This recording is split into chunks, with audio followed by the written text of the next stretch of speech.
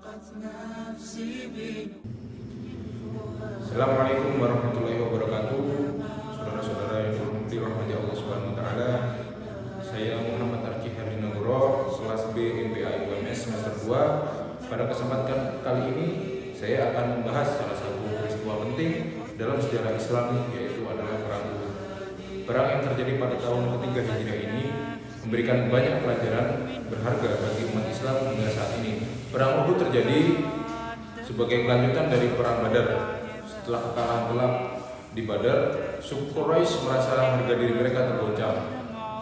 Abu Sufyan sebagai pemimpin mereka bersumpah tidak akan menyentuh wanita dan tidak akan mandi hingga mereka membalas dendam kepada kaum muslim. Quraisy kemudian mempersiapkan pasukan besar yang terdiri dari 3.000 prajurit, termasuk 200 pasukan berkuda dan 3.000 unta. Mereka juga membawa 15 wanita untuk membakar semangat juang, termasuk Hindun binti Utbah yang suaminya terbunuh di perang Badar. Berita persiapan perang ini sampai ke Madinah. Rasulullah SAW mengumpulkan para sahabat untuk bermusyawarah. Beliau sebenarnya lebih condong untuk bertahan di dalam. Namun para pemuda muslim yang tidak ikut perang mendesak agar keluar kota untuk berperang. Rasulullah SAW akhirnya memutuskan untuk keluar kota dengan membawa 1.000 pasukan.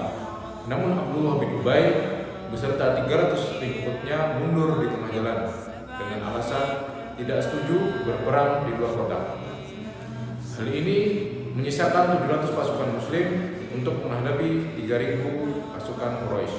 Rasulullah SAW memilih Gunung Uhud sebagai lokasi pertempuran dengan strategi yang brilian. Beliau menempatkan 50 pemanah di bukit kecil di belakang barisan dengan instruksi tegas, jangan tinggalkan pos kalian dalam keadaan apapun, baik kami menang maupun kita kalah. Begitulah instruksi yang diberikan Rasulullah SAW kepada 50 pemanah. Abdullah bin Jubair ditunjuk sebagai komandan para pemanah ini. Strategi ini bertujuan melindungi bagian belakang pasukan muslim dari serangan pasukan berkuda Khalid bin Walid yang saat itu masih di pihak kaum Quraisy. Pertempuran dimulai dengan duel 1 lawan 1 sebagaimana tradisi Arab. Tolha bin Abi Tolha, pembawa bendera Quraisy, maju menantang Ali bin Abi Thalib, dan Ali pun berhasil mengalahkannya. Setelah itu, beberapa anggota keluarga Tolha maju berturut-turut, namun semuanya tewas di tangan para sahabat muslimin. Pertempuran umum pun dimulai. Pada awalnya, kaum muslim berhasil mendorong mundur pasukan Quraisy. Para wanita Quraisy bahkan mulai melarikan diri. Melihat situasi ini, para pemanah di bukit mulai turun untuk mengambil harta rampasan perang atau ghanimah. Abdullah bin Jubair berusaha menahan mereka dengan mengingatkan perintah Rasulullah SAW, namun hanya 10 orang yang tetap berada di pos. Khalid bin Walid yang selalu mengintai kesempatan langsung menyerang dari belakang dengan pasukannya. Situasi pun berubah drastis. Pasukan muslim yang sedang mengejar musuh tiba-tiba diserang dari belakang. Kekacauan pun terjadi. Dalam kekacauan ini tersebar kabar bahwa Rasulullah SAW telah syahid. Beberapa sahabat bahkan berhenti berperang karena putus asa. Di tengah kekacauan, sekelompok sahabat tetap setia melindungi Rasulullah SAW. Hamzah bin Abdul Muthalib, paman Rasulullah SAW yang dijuluki singa Allah, bertempur dengan sangat gagah berani. Namun akhirnya syahid setelah diserang secara licik oleh Wahsy, budak Hindu. Rasulullah SAW sendiri terkejut parah. Gigi beliau patah, wajah berdarah, dan kepala terluka. Namun beliau tetap tegar dan terus memberikan semangat kepada para sahabat. Ali bin Abi Thalib, Abu Bakar, Umar ibn Khattab, dan sahabat-sahabat lainnya membentuk pagar betis melindungi Rasulullah SAW. Mus'ab bin Umair yang sangat mirip dengan Rasulullah tewas sambil membawa bendera Islam. Kematiannya sempat membuat musuh mengira bahwa Rasulullah SAW telah terbunuh di medan perang. Terakhir, hikmah yang bisa kita ambil dari peristiwa perang Uhud ini yaitu adalah perang Uhud mengajarkan kita beberapa pelajaran penting.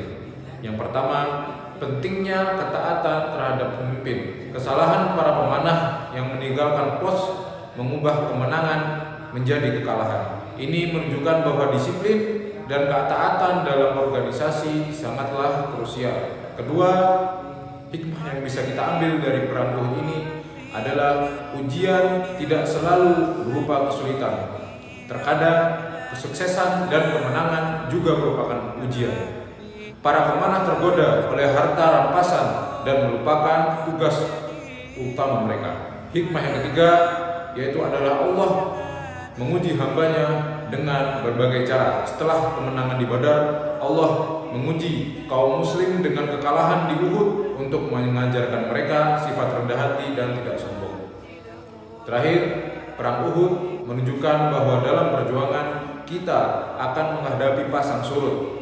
Yang terpenting adalah bagaimana kita bangkit dari kegagalan itu, mengambil hikmah dan terus berjuang di jalan Allah. Semoga kita dapat mengambil pelajaran dari peristiwa bersejarah ini. Mungkin cukup sekian sedikit kuliah singkat dari saya. Bila ada kesalahan bisa dimaafkan. Semoga kita selalu dilindungi oleh Allah Subhanahu wa taala. Assalamualaikum warahmatullahi wabarakatuh.